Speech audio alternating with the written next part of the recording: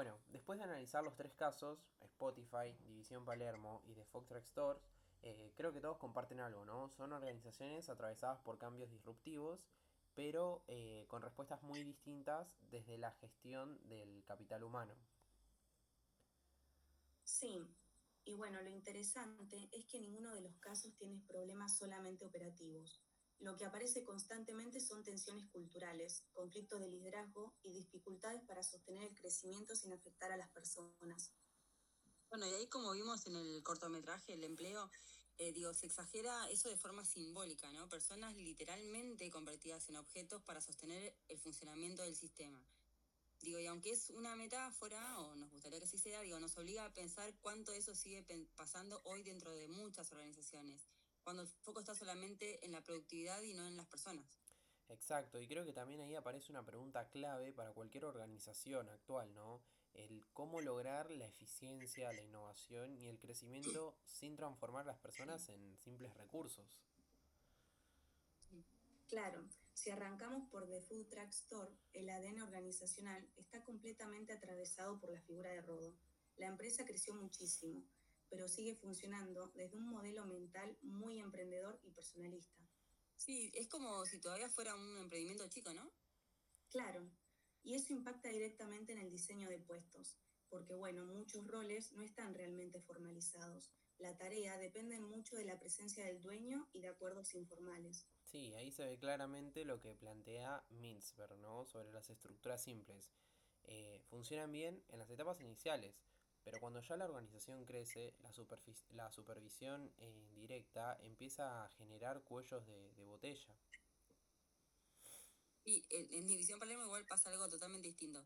El problema no es la falla de estructura, sino que el diseño de puestos responde más a necesidades políticas y simbólicas que a competencias reales, ¿no?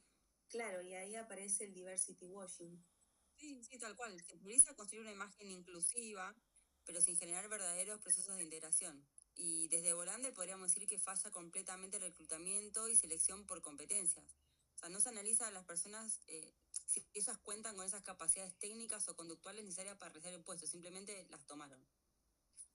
Total. Bueno, y también eso genera una contradicción enorme entre el discurso institucional y la realidad operativa. Sí, sí, exacto. O sea, porque supuestamente buscan diversidad, pero después la organización no genera condiciones para sostenerla. Entonces, los modelos mentales tradicionales siguen presentes desde la cultura policial. Claro, y bueno, en Spotify aparece otro escenario totalmente distinto. Ahí el dueño de puestos está mucho más orientado a la autonomía y al trabajo colaborativo. Sí, pero también acá en Spotify también se trabajan con las estructuras ágiles, los squads y los equipos interdisciplinarios, ¿no? Y hay un supuesto básico muy fuerte, que es confiar en que las personas pueden autogestionarse. Es casi lo opuesto a División Palermo. Totalmente, y eso también nos conecta con Robbins, ¿no? Cuando él menciona o habla de las organizaciones más flexibles, ¿no? Y adaptativas, el modelo mental de Spotify parte de la innovación constante, entonces el diseño de puestos no es rígido.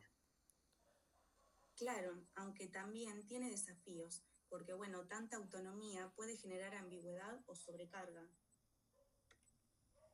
Sí, y especialmente cuando tampoco hay claridad sobre las prioridades o los límites.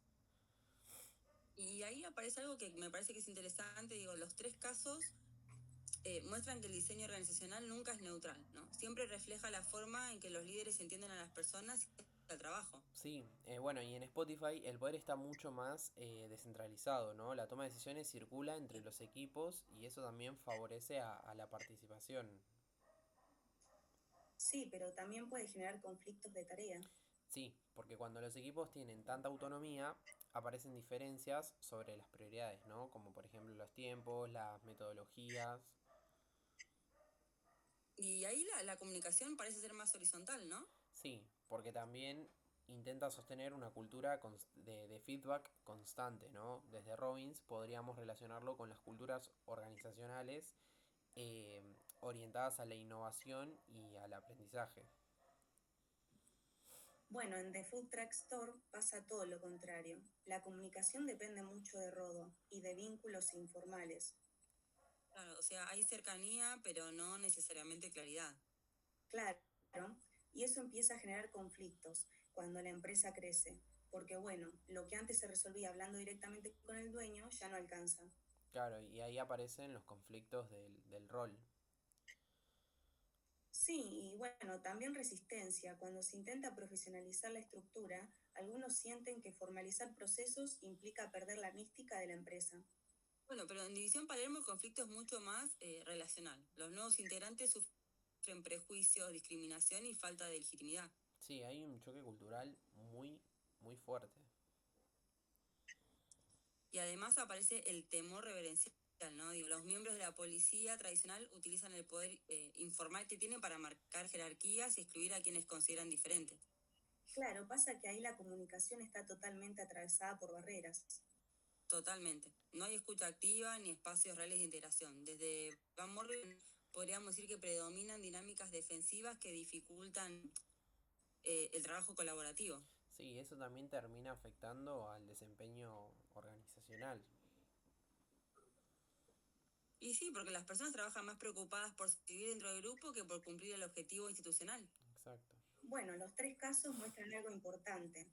El conflicto no siempre es negativo. El problema aparece cuando la organización no tiene herramientas para gestionarlos. Claro. Bueno, y en Spotify puede transformarse en innovación, ¿no? Y ya en The Food Truck Store genera tensión frente al crecimiento, ¿no? Y en División Palermo termina reproduciendo exclusión. Este bloque en el que entramos ahora, el tercero, es el que más conecta al cortometraje el empleo, ¿no? Digo, porque finalmente estamos hablando de cómo viven las personas dentro de las organizaciones. Sí, y bueno, en The Food Truck Store hay un clima laboral muy atravesado por el sentido de pertenencia y la cercanía. Pero bueno, también es por el desgaste que genera depender constantemente del dueño. Sí, y también ahí aparece un desafío típico de las empresas, ¿no? En crecimiento. El tema de profesionalizar sin destruir la cultura original, ¿no?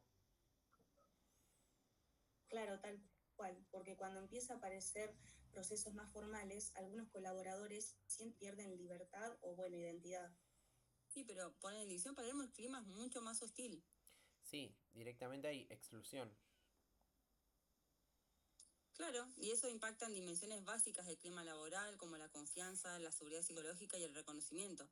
La, la organización intenta mostrarse inclusiva hacia afuera, pero internamente no logra sostener. Claro, es como si hubiera una distancia enorme entre cultura declarada y, bueno, cultura real. Sí, tal cual. Y eso termina generando frustración, desmotivación y aislamiento. Sí, bueno, en Spotify, en cambio, el clima parece mucho más positivo, ¿no? Sobre todo por la autonomía y la posibilidad de que tiene cada uno de participar. Sí, que también aparece la presión constante por innovar.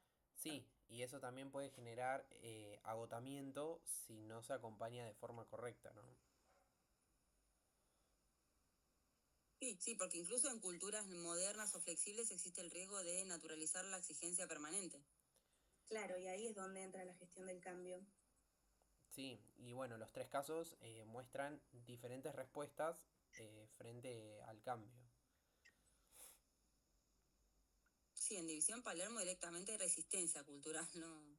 Claro, y bueno, en The Food Truck Store hay miedo a perder la identidad. Claro, y directamente en Spotify el desafío es sostener la innovación sin desgastar a las personas. Por eso creo que el gran desafío actual de capital humano no es solamente gestionar procesos, sino construir organizaciones donde el cambio pueda convivir con el bienestar. Sí, y bueno, después de analizar los tres casos que vimos, creo que bueno, queda claro que no existe un único organizacional exitoso. No, total, lo importante es que la estructura cultural, el liderazgo y estén alineados con las personas y con el propósito organizacional. Sí, también entender que la eficiencia no puede construirse a costa de deshumanizar el trabajo, Total. porque cuando las organizaciones pierden de vista a las personas aparecen conflictos, desgaste y culturas cada vez más frágiles. Sí, en definitiva, los tres casos muestran distintos desafíos de la gestión en, bueno, en escenarios disruptivos. Sí, bueno, porque incluso las organizaciones modernas o innovadoras pueden caer en dinámicas donde el trabajador termina reducido solamente a indicadores, perdón, resultados o funciones. Claro. Bueno, y ahí corto vuelve a tener sentido, ¿no? Digo, cuando las personas dejan de ser escuchadas o reconocidas, aparece esa lógica de cosificación que termina afectando tanto al bienestar como a la cultura organizacional, porque al final, digo, detrás de cualquier estructura, proceso o estrategia siempre hay personas. Tal cual. Sí, tal cual.